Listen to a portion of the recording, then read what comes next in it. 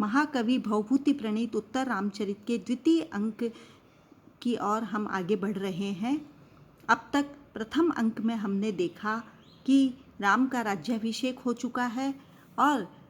महर्षि वशिष्ठ, गौतमी और तीनों माताएं आश्रम की ओर अपने जामाता के यज्ञ में सम्मिलित होने के लिए गए हैं। महाराज जनक भी यहाँ राज्याभिषेक में सम्मिलित होने आए थे और कुछ दिन व्यतीत कर वे पुनः जनकपुरी की ओर प्रस्थान कर गए हैं। इससे खिन्न मना सीता जो है पिता के जाने से बहुत दुख का अनुभव कर रही है। वह अपने निवास स्थान पर है, तभी राम वहाँ प्रवेश करते हैं और राम और लक्ष्मण उस खिन्न मना सीता का दुख हल्का करने के लिए वनवास काल के समय बिताए गए चित्रों की एक चित्रवीथी को वहाँ आपस में देख रहे हैं। अनेक प्रकार के चित्रों को देखते हुए जब सीता को थकान का अनुभव होने लगता है तो राम उसे शयन के लिए आमंत्रित करते हैं और अपनी भुजा उसके सामने प्रस्तुत करते हैं कि तुम निश्चिंत होकर के इस भुजा पर सिर रखकर तुम विश्राम करो। इसी के साथ तभी जब सीता को निद्रा आ जाती है उसी समय राम के पास एक द्वारपाल संदेश लेकर के आता है कि राज्य में इस तरह की अपवाद या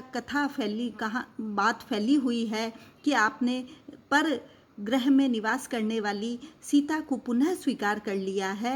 और एक धोबी जो है वो अपनी पत्नी को स्वीकार नहीं कर रहा है। यहाँ राम उस बात को सुन करके बहुत अधिक दुखी होते हैं और जबकि सीता ने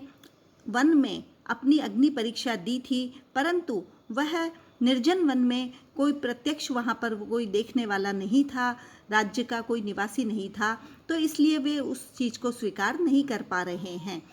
राम इस बात से बहुत दुखी होते हैं और वे अपना मानस सीता के निष्कासन का बना लेते हैं। वे यद्यपि सीता को लेकर बहुत भावुक हैं, फिर भी राजधर्म का नियम का पालन करते हुए वे इस कदम की ओर आगे बढ़ते हैं और सीता निष्कासन का पूर्णतया मानस बना लेते हैं और इस अंक में सीता का निष्कासन हो जाता है। अब हम द्वितीय अंक की ओर प्रवेश करेंगे तो द्वितीय अंक में दो वनवासी तपस्विनियाँ आपस में वार्तालाप कर रही है।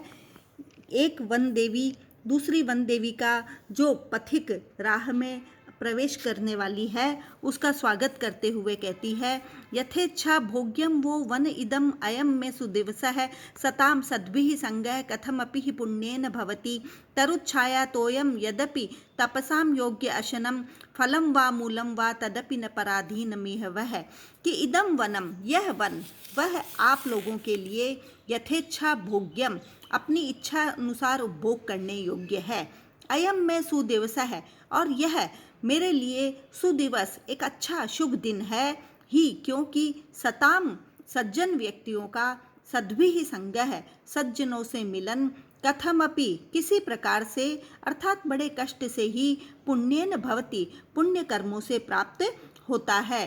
तरुच्छाया वृक्षों की छाया में तोयम और जल यद्यपि जो कुछ भी तपसाम योग्यम तपस्या के योग्य है ऐसा अशनम भोजन फलम वा मूलम वा फल हो अथवा कंद मूल हो तदपि वह सब भी यह इस वन में वह आप लोगों के लिए पराधीन नहीं है। कि वन देवी कह रही है कि यह वन आपके लिए स्वेच्छा पूर्वक सर्वथा उपभोग के योग्य है और आज सज्जनों के साथ मेरा जो मिलन हुआ है आप जैसे लोगों का वो पुण्य कर्म से ही प्राप्त हो रहा है। यहाँ आपके लिए हर प्रकार से सुलभ भोजन तपस्वियों के योग्य जो वन में भोजन होता है वो यहाँ पर सुलभ है। आप इन सब का स्वेच्छानुसार उपयोग कर सकते हैं। तो इस प्रकार ये कहते हुए वह अपनी सखी तपस्वी का अतिथि सत्कार करती है। तब तपस्वी कहती है, किम अत्र उच्यते कि इस विषय में क्या कहा जा सकता है। प्रिय प्राया वृत्तिर विनय मधुरो वाचि नियम है प्रकृत्या कल्याणी मतिरनव गीत परिचय है पुरो वा पश्चाद वा तदिद तदिदं विपर्यासितरसं रहस्यं साधूनाम् अनुपधि विजयं विशुद्धं विजयते। कि प्रिय प्राया अत्यधिक प्रीति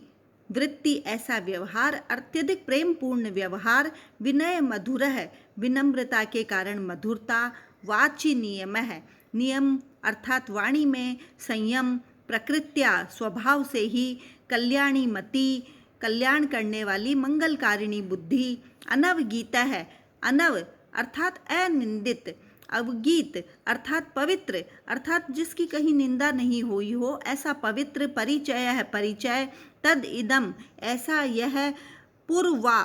संगम से पूर्व, वा अथवा पश्चात बाद में जो कुछ भी है, विपर्यासित रसम प्रेम का उल्लंघन न करने वाला अर्थात हमेशा एक जैसा रहने वाला प्रेम पूर्ण है, अनुपधि जो छल कपट से रहित है, विशुद्धम बिल्कुल शुद्ध अर्थात दोषों से रहित है, साधु नाम रहस्यम ऐसे सज्जन व्यक्तियों का चरित्र, विजयते विजय को प्राप्त होता है। यहाँ पर सत्पुरुष व्यक्तियों के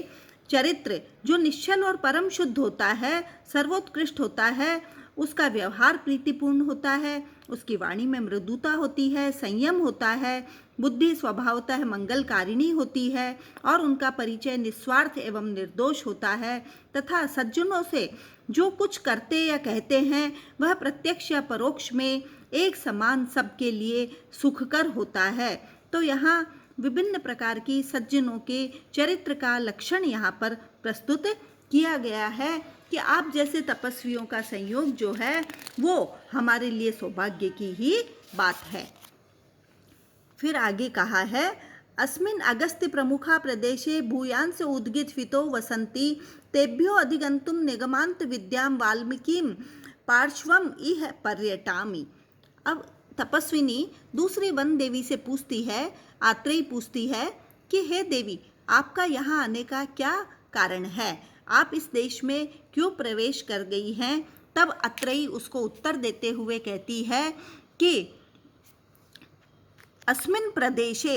इस प्रदेश में अगस्त्य प्रमुखाः अगस्त्य मुनि आदि प्रमुख जहाँ पर निवास करते हैं, भूयांस है अनेक, उद्गित विद है ब्रह्म ज्ञान को जानने वाले ऐसे ऋषि लोग वसंती निवास करते हैं, रहते हैं। तेभ्य है उनसे निगमांत विद्याम वेदांत की विद्या को अधिगंतुम प्राप्त करने या पढ़ने के लिए वाल्मीकि पार्श्वात महर्षि वाल्मीकि के आश्रम से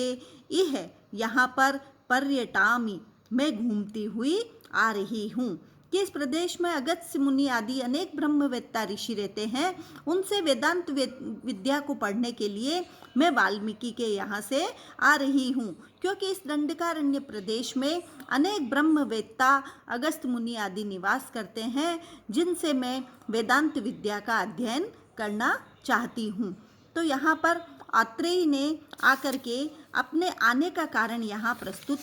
किया है। इसके बाद जब वहाँ पूछा जाता है कि अरे वहाँ तो बहुत अच्छे अच्छे ऋषि मुनि हैं, आपका उनके साथ वेदांत का अध्ययन क्यों नहीं हो रहा है, तब वो कहती है, वितरति गुरु प्राज्ञे विद्याम यथैव तथा जड़े न तु खले तयोर ज्ञाने शक्तिम करोति अपहंति वा भवति ही पुनः भूयान भेदः फलम प्रति तद यथा प्रभवति शुचि बिंब ग्राहे मणिर्न मृदादय है। वो अपने आने का कारण कि मुझे इसी आश्रम से क्यों पढ़ना है उसका कारण बताते हुए कहती है कि गुरु जो पढ़ाने वाले वहाँ गुरु या उपाध्याय आदि हैं, यथा जिस प्रकार से प्राज्ञे माने बुद्धिमान पुरुष शिष्य को, तथा एव उसी प्रकार से जड़े मंद बुद्धि वाले को भी विद्याम वितरति विद्या का वितरण करते हैं। कि गुरु अपनी विद्या का वितरण बुद्धिमान हो अथवा जड़ बुद्धि हो सभी को समान रूप से करते हैं। तयोः ज्ञाने उन दोनों शिष्यों के ज्ञान में न तो शक्तिम करोति न तो वे सामर्थ्य वृद्धि ही करते हैं, न वा अपहंति और न सामर्थ्य को नष्ट ही करते हैं। पुनः किंतु खलु निश्चय ही फलम प्रति जो फल या परिणाम प्राप्त होता है, भूयान भेद है उसमें बहुत अधिक विषमता अंतर दिखाई देता है। तत्यया इसी वह इस प्रकार से जैसे शुचि ही मणि, स्वच्छ मोतियों की मणि, बिंब ग्राहे